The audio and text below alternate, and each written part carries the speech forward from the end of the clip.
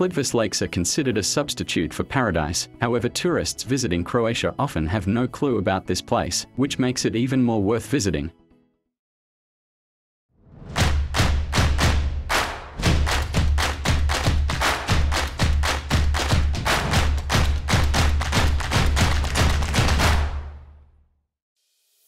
Plitvice Lakes National Park is located in the south of the Mala Kapela Mountains.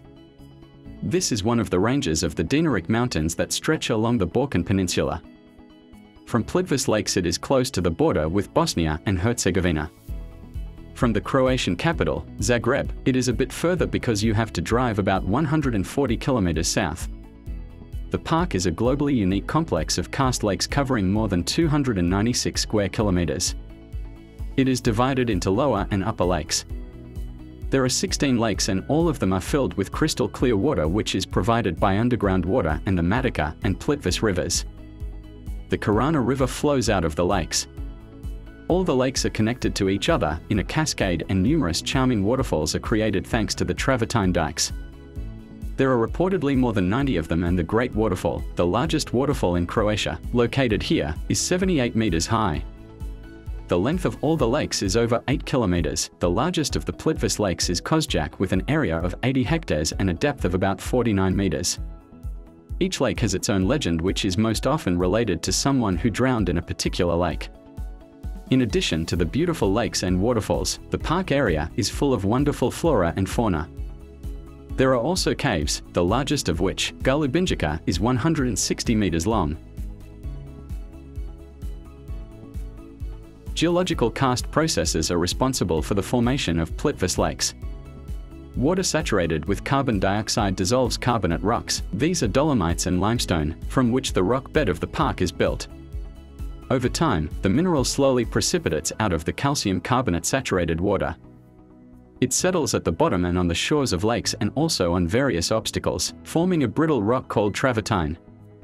Over the years, layers of necrosis build up and harden to form dikes, a kind of dams on the river. They hold back water that fills the hollows and so lakes are formed. Excess water from the lakes falls below in scenic waterfalls. Dissolved minerals are not only responsible for the formation of travertines. They are what gives the water its unique turquoise or green color. A completely different explanation for the creation of the Plitvice lakes is provided by local residents. Centuries ago there was a prolonged drought. It was so dry that even the rivers that today flow into the lakes dried up. Residents prayed and begged for rain but with no effect. However, one day a beautiful and mysterious sorceress, referred to as the Black Queen, Barbara Seljaga, appeared. It began to rain heavily at her command. The magical downpours continued until the water filled all the hollows that form today's Plitvice lakes. You don't have to take notes. We have included all the practical info in the description below the video. That's where you can also find links with accommodation, tickets to attractions and tips on how to pay abroad so as not to overpay on currency conversions. The area of today's national park have attracted people for many years.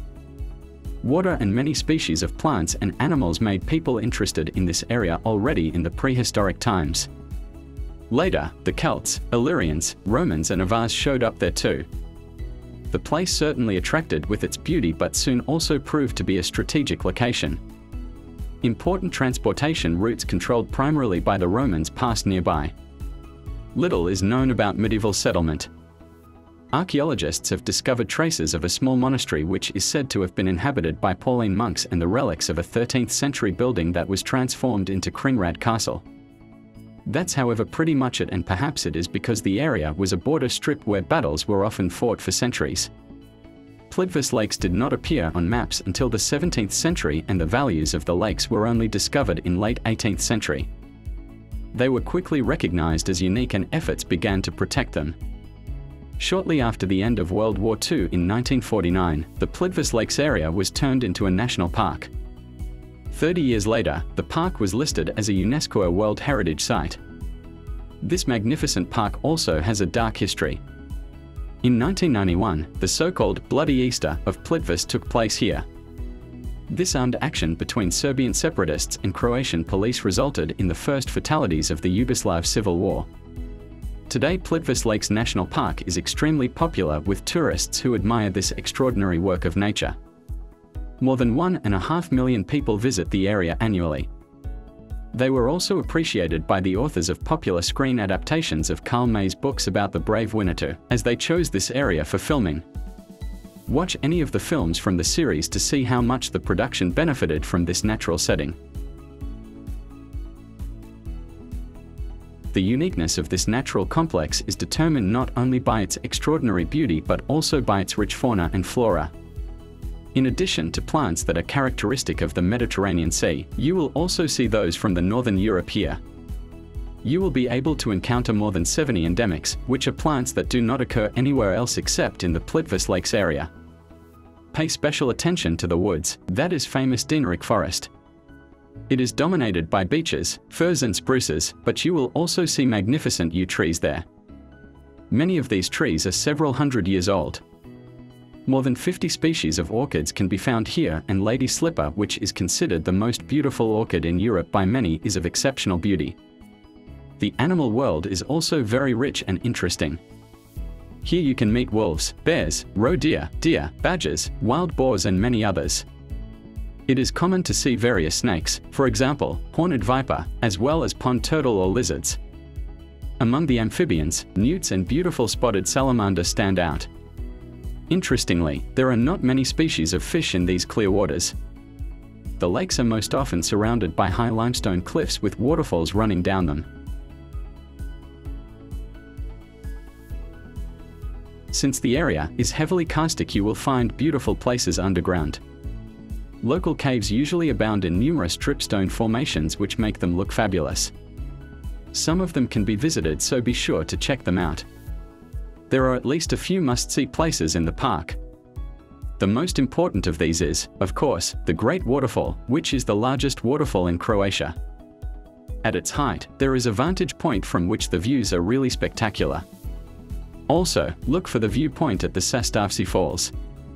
You can clearly see the differences in height between the lakes. You can enter the park through 4 entrances, at which there are parking lots and visitor centers where you can get some maps. You can explore the Plitvice Lakes along a dozen marked hiking trails. They are not too difficult because the difference in elevation between the highest Proansko Lake and the beginning of the Korana River that flows out of the lowest lake is about 156 meters. Different routes are marked with letters and colors. Comfortable hiking shoes are necessary as the paths which you will take are different. There are a lot of ordinary dirt roads, wooden footbridges and overpasses. Be careful on them because they often have no handrails. There are also paved roads in the park on which the so-called road trains run. You can ride them as they are included in the ticket price. An electric boat cruise on the largest Kozjak Lake is also included in the price. When choosing a trail, you can adapt it to your fitness and time capabilities well. The shortest route is about 3.5 kilometers and it takes about 2 hours to walk along it. On the longest you can hike for up to 8 hours. Route K is about 18 kilometers long and stretches along all the lakes. If you have time and you are in a good shape, then choose this one. The park is visited by many tourists every day, so you will probably want to avoid the crowds. The best time to visit is as early as possible. Most tourists only visit the lower lakes, so if you start early in the morning with the lower lakes and then start visiting the upper lakes, there should be no crowds. The best time to visit Plitvice Lakes is May and June. Then there are fewer tourists, and in addition, the spring months have more rainfall, so the waterfalls look exceptionally beautiful. In summer they can be a lot smaller, especially when there is little rainfall. When visiting, remember that this is a national park, so there are certain rules. It is not allowed to wander off the designated routes.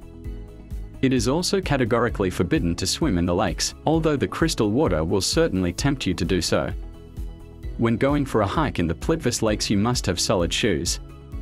Some of the trails can be slippery, especially after rain, so your shoes should have a good protector. In addition to comfortable shoes, be sure to take headwear and sunscreen with you. Also take something to eat and drink, especially if you are going on longer trails. There are food and beverage outlets in the park, but queues can be quite large. You can take advantage of designated picnic spots or numerous benches where you can rest. The park is well connected. In addition to foot trails, special buses and road trains run through it. The ride is included in the price of the park ticket. You can buy a ticket at the entrance, but a better option is to buy them online so you can avoid queues. Tickets are available on the park's website. You can easily reach Plitvice Lakes by car. Motorized visitors have large parking lots at the entrances to the park, which are paid for when exiting. You can also take a bus trip to the park. This is a good option because connections with the park are available from many cities in Croatia. There is a bus stop right at the entrance to the park. Another option is to take up one of the numerous offers of tours organized by travel agencies. If you want to use this option, be sure to pay attention to whether the price of the tour includes park entrance fees. It often happens that you have to pay extra for park entrance ticket.